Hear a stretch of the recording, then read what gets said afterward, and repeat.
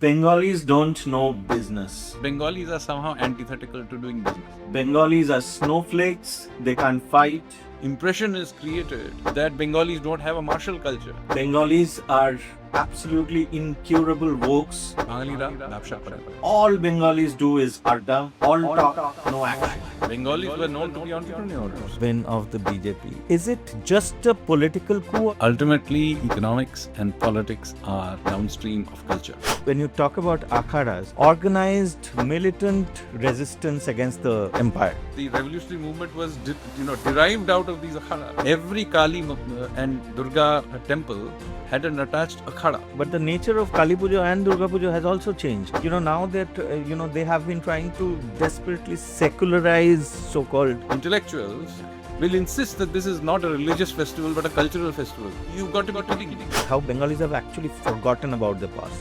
Why the present government renamed it after Gopal Mukherjee or Gopal Pathak. It's absolutely important that we remember Gopal Pathak. Will the cultural reawakening of West Bengal lead to its economic growth? Cultural reawakening is very important because it changes the way we perceive ourselves. Our real culture is about this very vigorous, risk-taking, sometimes militant culture. You think Bengalis will, the spirit of entrepreneurship will get revived? This was imposed on us. It was deliberately inserted into our culture. It's not a part of our culture. So it can be changed one way, it can be changed the other way. The last two ruling governments of Bengal, they've left Bengal in a economic ditch. The average Bengali had a per capita income which was 27% higher than the national average. Today it is more than 20% lower than the national average. Kolkata is not meant to be nostalgia for NRIs. It is a living city and we should think of it as a living city. My views are now much more acceptable than they were till very recently. How do you develop Kolkata? There is a huge amount of derelict industrial land all around Kolkata. That has to be revived. Sanjeev, you have worked with the Prime Minister closely for a considerable time now. How does he look at West Bengal? So he has been for a long time being very concerned about Eastern India. The Honorable Prime Minister expressed in recent speeches as well. So what you're seeing is a reintegration of West Bengal back into India. On my show today, I have Sanjeev Sanyal, member of the Prime Minister's Economic Advisory Council, a brilliant chronicler of culture and history. His family had been an integral part and a celebrated part of the revolutionary freedom movement of India. Who better to talk about Bengal's Bhoot and Bhovishyat, the past and the future, and how we got to this present. Welcome to the podcast, Sanjeev. We have, আমার ইচ্ছে ছিল এটা বাংলায় করার, but I think English will reach more people. I think it's better for the national audience to do this in English. Okay. How do you view this absolutely stunning win of the BJP? Do you view it as a departure from all that Bengalis are accused of being woke, being too left oriented, being snowflakes who don't fight, rebel? And is it just a political coup or also it is a cultural coup in many ways? So I think one of the important things to remember is that ultimately economics and politics are downstream of culture.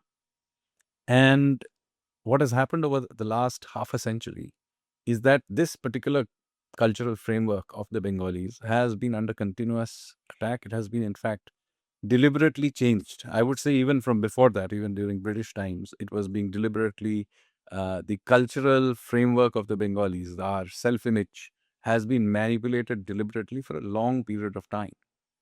And this has meant that what we think of as Bengali culture or Bengaliness, particularly of the Bengali Hindu, has no sort of relationship with what our actual history and traditions are.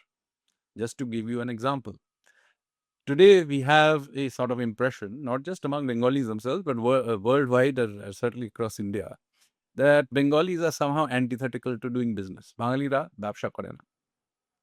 Now, this is absolutely runs against our long history. Look at Bengal. It is a coastal state. Pre-communist history. I'm talking about the long history of Bengal going back thousands of years. Yeah. Okay.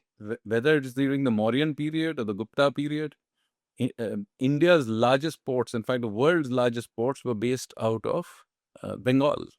Tamralipti, Chandraketugarh, Hooghly, Kolkata.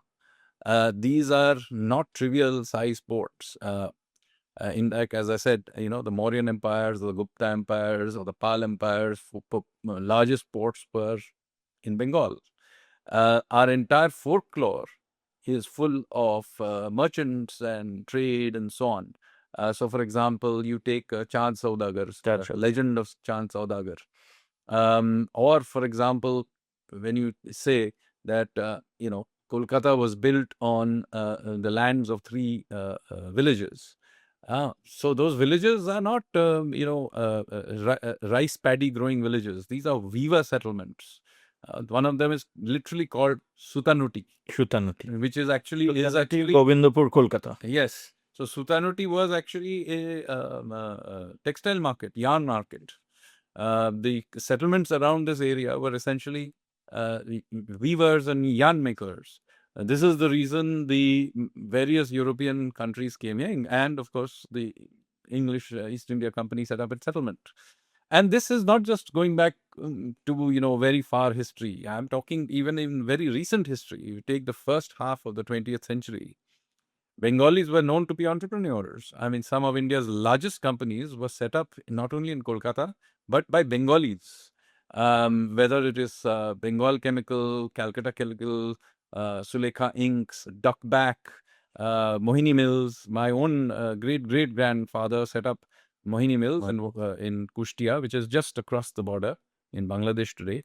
In 1947, when Bengal was partitioned, it was possibly Asia's largest textile mills. Finance Minister Shapon Dasgupta's grandfather was also an entrepreneur. I set up Calcutta Chemicals. So there is a very strong merchant and entrepreneurial culture, which is a part of our history. And yet, over the last half a century, this has been completely dissolved out of our memory and culture. And the same thing is incidentally done, that somehow the impression is created that Bengalis don't have a martial culture, that we are somehow snowflakes, as you mentioned. Yes. Absolutely not true. Just look at our freedom struggle. I mean, the entire period of British occupation is about continuous rebellion by the Bengalis, whether it is the Sannyasi rebellion of the 1770s, the Indigo Rebellion of the 1850s, of course, the revolutionary movement. I mean, we are hardly peaceful. In fact, ultimately, the Subhash Bose and the INA, again, set up by Raj Bihari Bose and then led by Netaji Subhash Bose. Continuous armed rebellion, hardly a place which doesn't have a martial tradition. And this tradition, has very deep roots, because this same tradition rebelled against the Mughals, the Baro Bhaiya rebellion, rebellions against the Turks and the Afghans, and so on. Beni Madhav Rai and his band of rebels. So this is a very old tradition, and again, it derived out of the fact that Bengalis, particularly Bengali Hindus, had a network of Akhadas, yeah. which was very, by the way, all parts of India had this tradition, but it was very deep in Bengal. Every Kali and Durga temple had an attached akhada. And if you talk to people even of our grandfather's generation, Yes. the young men routinely, basically as a part of the daily culture, would go to an akhada, train there in martial arts, bodybuilding, and so on. And as I said, the revolutionary movement was derived out of these akhadas. Exactly. Sanjit, I've just finished my second book. This is on Gopal Mukherjee, Gopal Patha, and it talks about direct action day. So when you talk about akhadas, I mean, I was startled to find how pervasive these akharas were. They were Absolutely. everywhere, They were and everywhere. they were built not just as for bodybuilding, etc., but as organized militant resistance against the empire. Absolutely. Let's- Against every empire that has outsider and foreigner that has ruled. Absolutely. So my own family, we come from the Rajshahi, originally from the area that is in Bangladesh, the Rajshahi, north western Bangladesh. That area originally called Barendrahum. That area was full of these akharas, and they're all dedicated to militant forms of Shakti. Yes. Yavana Mardini Kali. Yavana Mardini is, the Kali who kills foreigners or Greeks, literally. So there is this very strong tradition there that was there. Now, that has degraded. These akhadas have all become what I call these clubs. Now, So every neighborhood is a club, but actually they're akhadas. And they are all sitting there playing tash and carom and so on. yeah. Whereas those same kids, their grandfather or great grandfather, who would have been training in wrestling and sword fighting and even using modern weapons. And this is where the revolutionary movement came out of. So the only memory that is now left of this akhada culture is the fact that these clubs, even today, they conduct the annual Durga Puja and Kali Puja. Right. Now, that is because these were all Shakta akhadas. So that is what they did as a part of their physical culture. But now this is done merely as some sort of a cultural activity. But the nature of Kali Puja and Durga Puja has also changed. I mean, now that they have been trying to desperately secularize so-called Exactly. something that is sacred comes from the Shakta tradition. As you, right? Absolutely. As a practicing Shakta, let me tell you, the Shakta tradition is about veneration of female deities, whether it's as Durga or Kali, the fierce form, or Saraswati for knowledge, and Lakshmi for wealth. So we primarily worship them, and the traditions of that, especially of Durga Puja and Kali Puja, are all about military and militant sort of traditions and martial traditions. So, for example, the Dhunuchi Nach, which is done to the drums, not meant to be some dainty dance. It's a show of military culture. We were supposed to demonstrate, for example, Lathi Khela, wrestling, Goda, Mudgal, all of these kinds of things, along with that beating drum, moshal, and so this turning this into some sort of a dainty dance, a commercialized activity, where Ma Durga is converted into some prop for a selfie. It really hurts me. I mean, it's all right to commercialized to up to some extent, but to take away from it the essence of what this really is. Yeah. And in fact, these so-called intellectuals will insist that this is not a religious festival but a cultural festival. Yes. And in fact, they will not even call it by its proper name, and will call it name like this is Sharadiyo, as an autumn festival.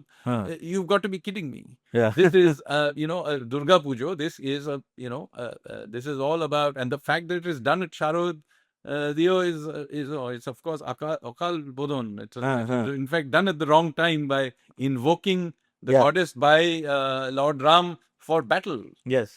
So, the whole tradition has been subverted into some, as I said, secular carnival, which is absolutely not the intention. So while we are on the Attobesriti of Bengalis, how Bengalis have actually forgotten about the past. Yes. Currently there is a whole debate raging about why a street named after senior Suravardi, who's the uncle of the butcher of Bengal, why the present government renamed it after Gopal Mukherjee or Gopal Patha, who actually saved Kolkata from genocide. It's absolutely important that we remember Gopal Patha, first of all. He was literally wiped out. I mean, I, growing up in Kolkata of the 1970s and 80s, did not even know about him other than in passing reference and the important role he played. In fact, even S.P. Mukherjee's role was almost removed. And this is despite the fact that, my great-grandfather was a very good friend of S.P. Mukherjee. So I at least knew the name. Yeah. But I did not know the proper significance of S.P. Mukherjee in the creation of West Bengal as a separate Bengali Hindu homeland. Yeah. So you can imagine the extent to which these histories were simply wiped out. So it is important to bring that out. And in the case of Sohrawardi, I'm sorry, that particular surname has the same connotation for me as, say, Hitler has for Jews.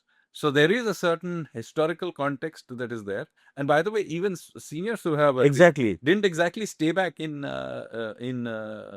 Kolkata or Bengal. He eventually went off to Pakistan. He was aligned with the Muslim League. He was aligned, absolutely. His claim to knighthood is that he stopped Beena Das from shooting the British governor of that time, Stanley Jackson, I suppose. Exactly. So, incidentally, Beena Das was my very close friend, best friend of my great-grandmother.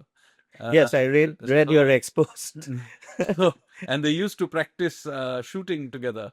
So anyway. She would have been amused. She would have been amused by this whole thing. I know. So, yes, the junior Sohrawardi had more blood on his hands, but the senior Sohrawardi was not exactly Was an enabler. Was an enabler and not entirely innocent party. Will the cultural reawakening of West Bengal lead to its economic growth, economic So as I said, revival? This cultural reawakening is very important because it changes the way we perceive ourselves. That we do not, dirty our hands doing business. We are not risk takers, and so on and so forth. And then, this enshrining of Atil culture, of Adda, of slow moving art films as being sort of the epitome of Bengali culture.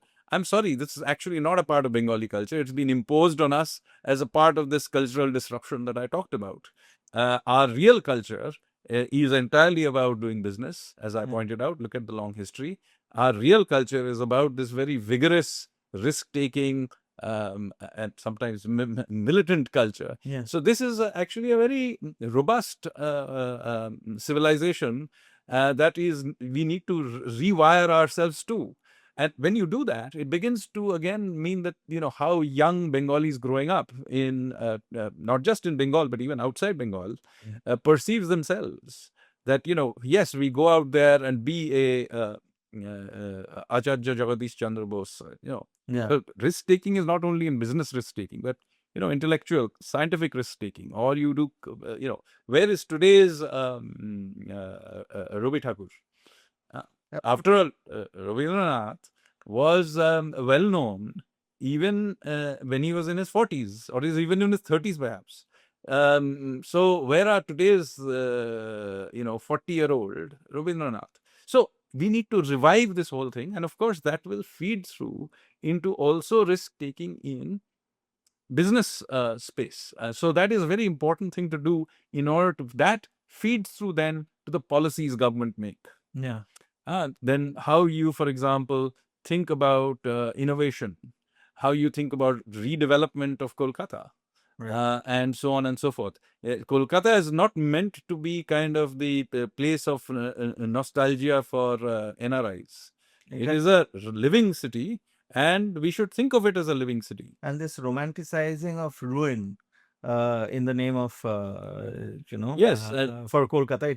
There's a small aside which how language has also been changed to describe, somebody, a Bengali starting a business. If you have noticed, I've noticed this, that, for instance, people will say, oh, chakri pech hai, usko naukri mila hai, उसको वो doctor बना है, ও doctor হয়েছে, engineer হয়েছে। Business ও ব্যবসায় নেমেছে। I've always wondered why. There are two things, acting and business. And ব্যবসায় নেমেছে, he's almost stepped down into business. This is absolutely no, because it has been stuffed into our head that you basically do business because you didn't quite get another job in some some sort of a salaried appointment. And nothing wrong with taking salaried jobs, Yeah. but the fact that there is this demeaning Yeah. of risk taking Yeah. Yeah. is extraordinary. And so you see that even in sport, for example, I mean, there was a time then Bengalis dominated Indian sports in all kinds of areas. I mean, the greatest long distance swimmer of the 20th century was Mihir Sen. We don't celebrate him at all. In fact, he was not only that, he then became a very famous lawyer. He was one of India's the biggest ready-made garments and silk And I exporter. believe he was targeted. He in was his last days. Absolutely, he was targeted Welcome. by the communists, and his business was shut down. He actually went bankrupt. Yes. So this whole thing is being stuffed into our head. So that's why I keep coming back to this point that policies are ultimately downstream of how we change the way we perceive ourselves. And so when, for example, policies are changed to allow for risk taking, for allow for redevelopment, You think the it will flow ultimately from the way we think about problems and how we solve them.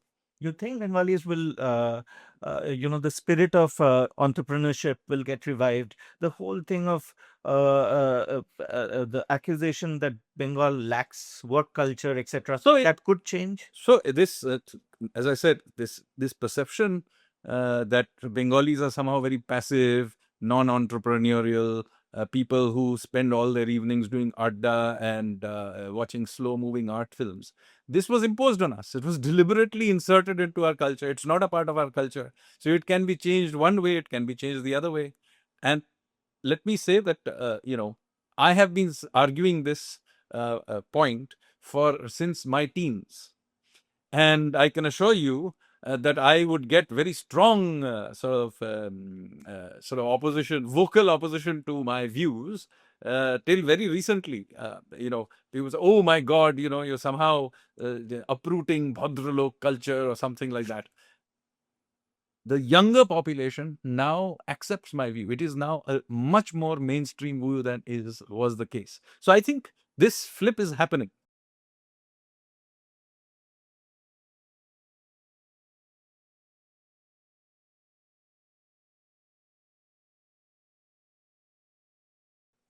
I have been accused of being Mir Jafar for, mocking this, Atil culture in the past. Today, I don't think that would be the case.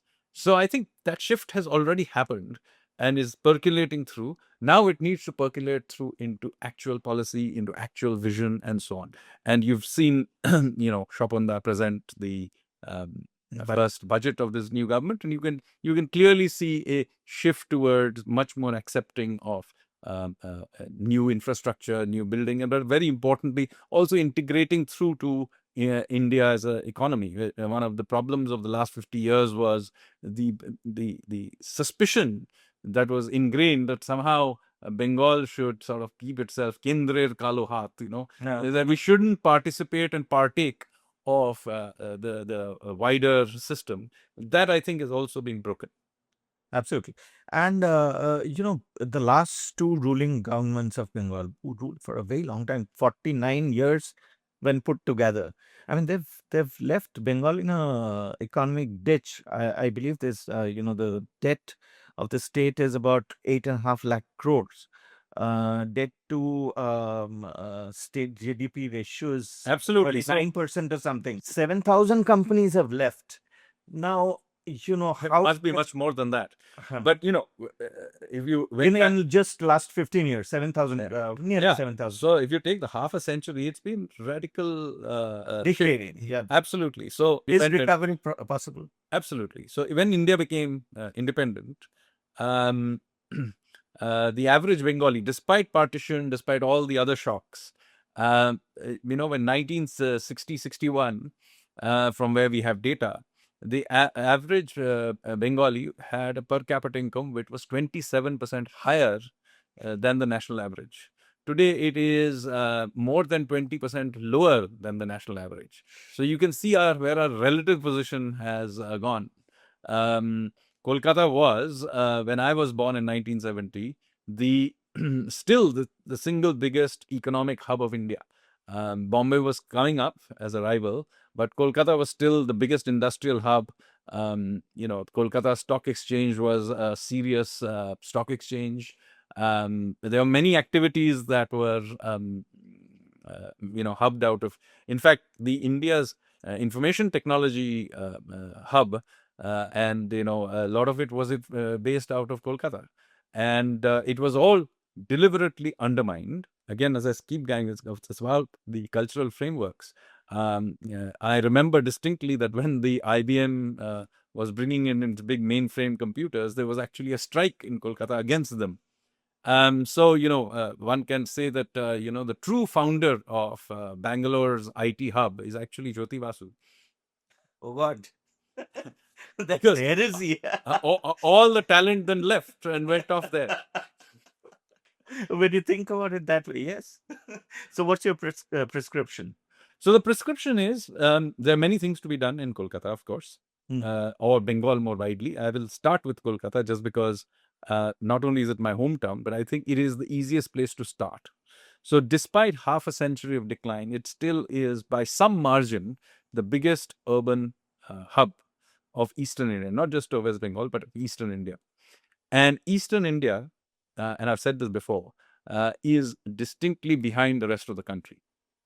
So if you look at a map and you plot all the social, economic, and other indicators, you will see one thing very distinctly. India is not about a north-south gap. It is very much an east-west gap.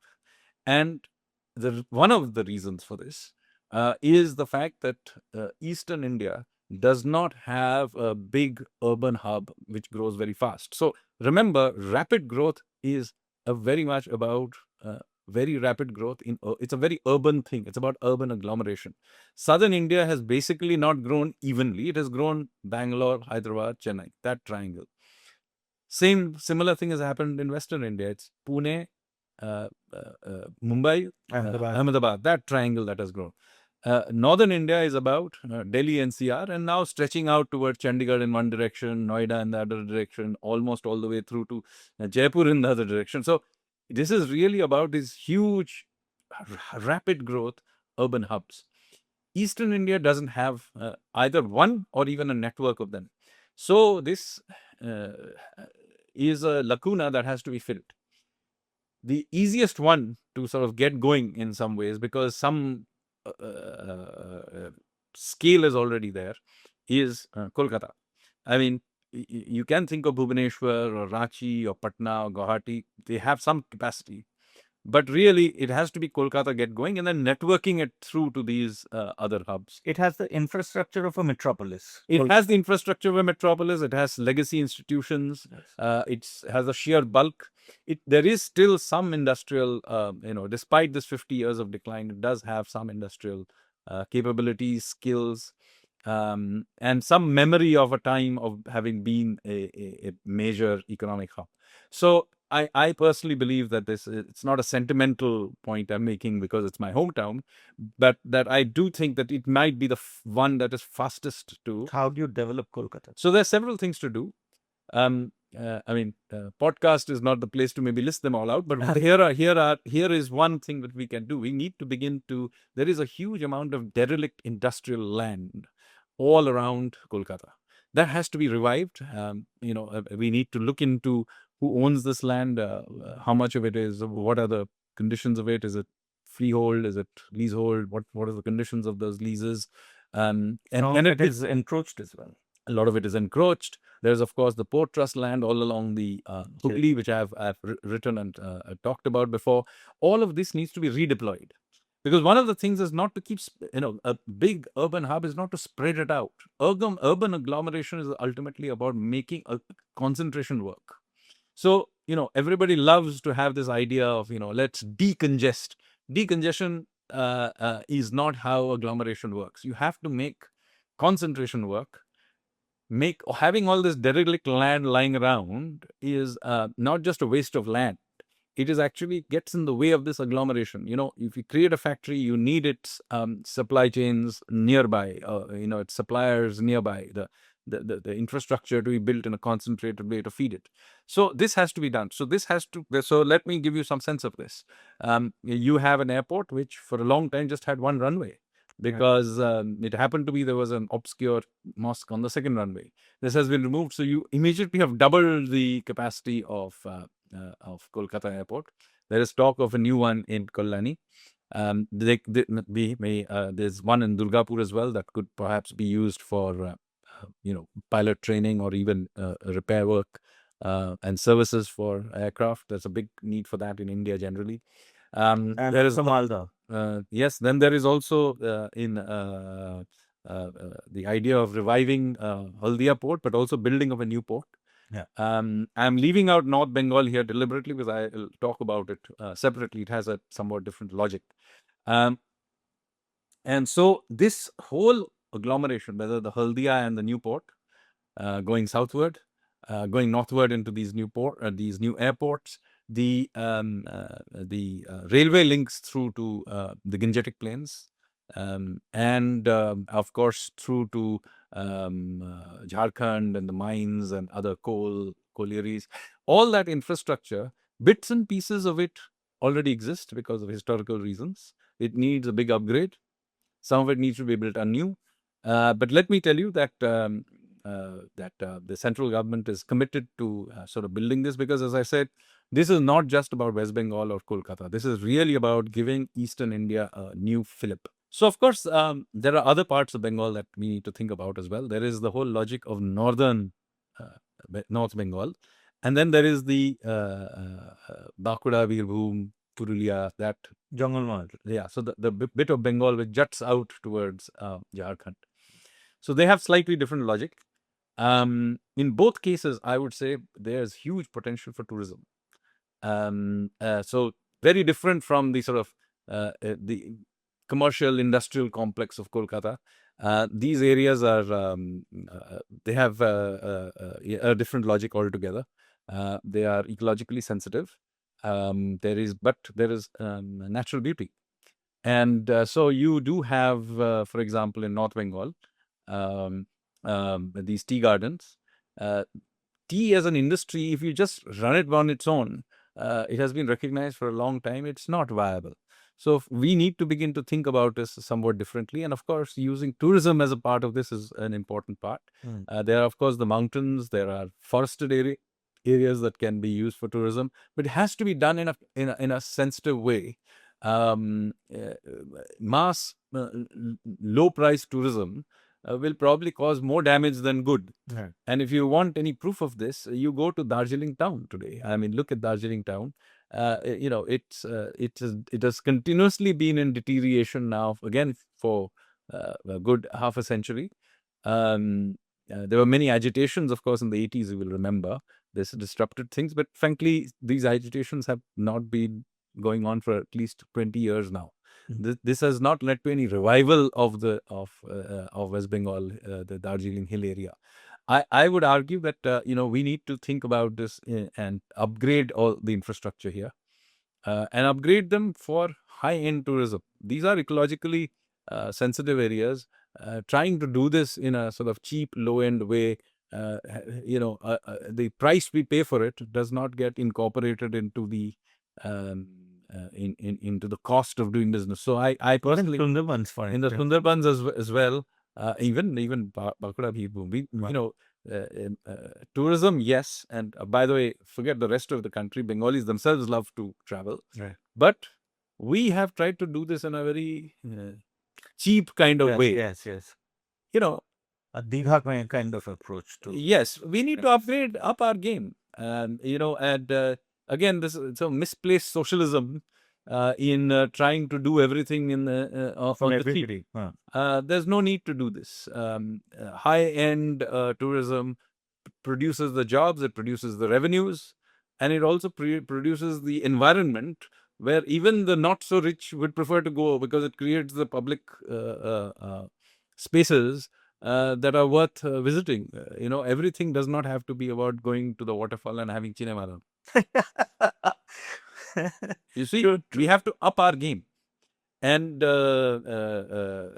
Bengali tourists travel all over the world. They have been for a while. They go to Thailand, which is not a particularly rich country, and they can see that it is nicely run. They go to Vietnam.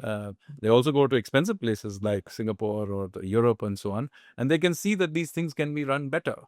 Yeah. There are large numbers of old assets from earlier times. So I've talked about North Bengal and Bishnupur and all those in the Jungle Mall area or to the West Bengal.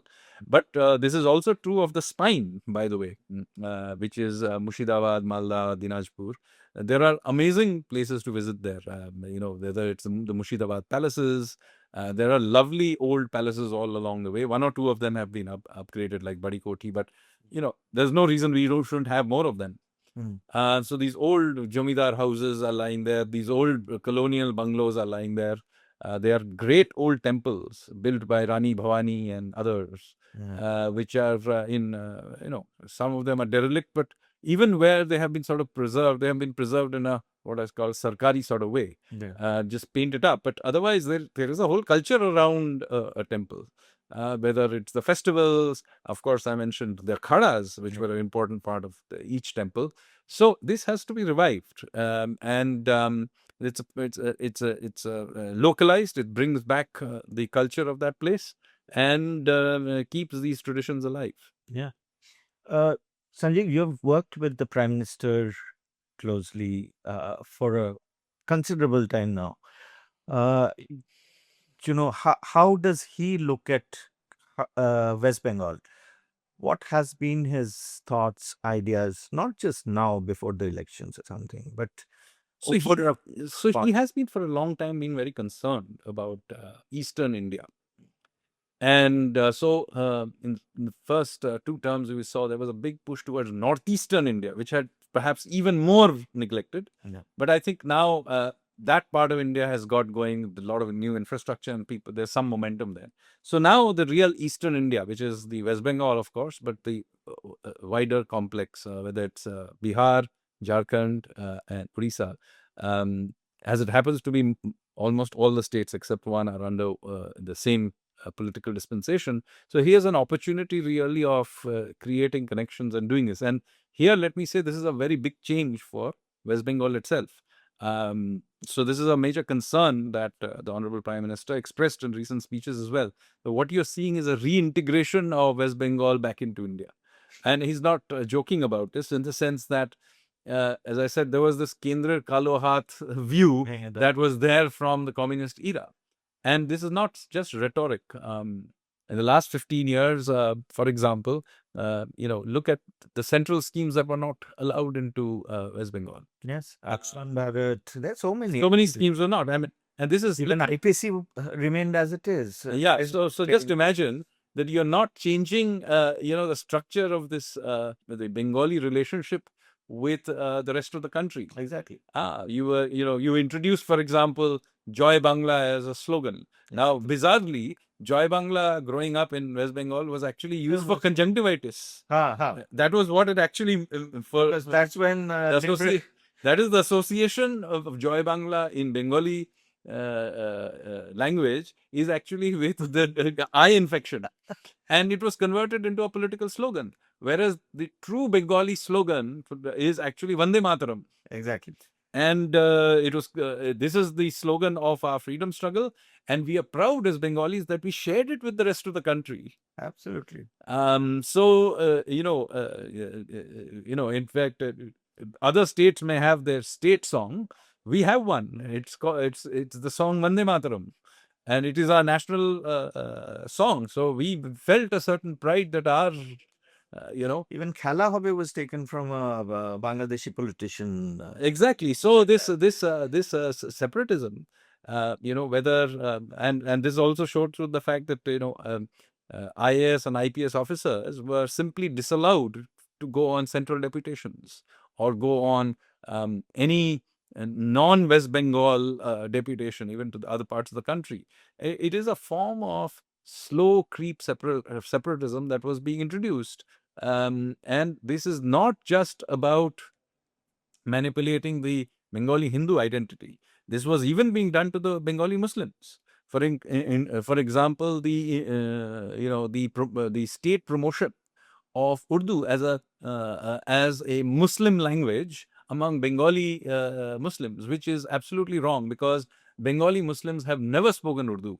Their language has always been Bengali. In fact, the entire formation of Bangladesh in East Pakistan was a rejection of the Urdu language. Yes, Bharata So- Andolan would stems so- from there. So exactly what was being done here was, as I said, I keep going back to this point about the cultural change that was needed. So going back to that, I just want to say that this is something that the Honorable Prime Minister thought a great deal about, and he expressed in the recent speech on the State Day.